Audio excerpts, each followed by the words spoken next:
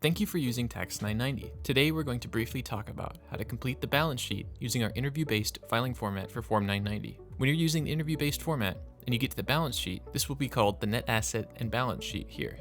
You're going to start by adding your assets. You can input your values for beginning and end of year in the necessary categories using columns A and B, and your total assets will calculate at the bottom of that form.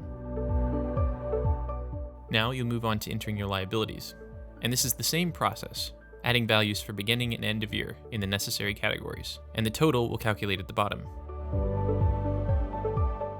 From here, you'll choose whether your organization does or does not follow the SFAS 117.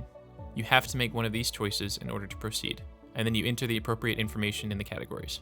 This is either going to be your assets if you don't have liabilities, or if you do have liabilities entered, then you'll input the difference between your assets and liabilities. Since we have entered liabilities, we're going to enter the difference between our asset and liability values for both beginning and end of year. Again, you would just simply enter the asset value if you had no liabilities.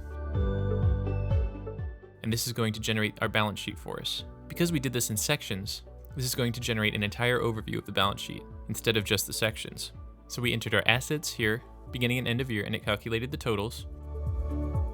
Then we entered our liabilities, beginning and end of year, and it entered our total liabilities. And then we entered the difference, and it generated that information here. From here, we're going to move on to the net assets at the beginning of the year. So you enter the same information that you entered on the difference between your net asset and fund balances. If you didn't have liabilities, again, you would just enter the net assets.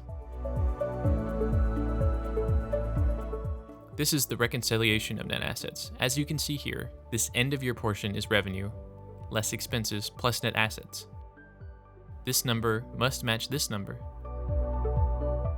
and this number must match this number. If they do not match, you can go back and edit the necessary sections by clicking these buttons here.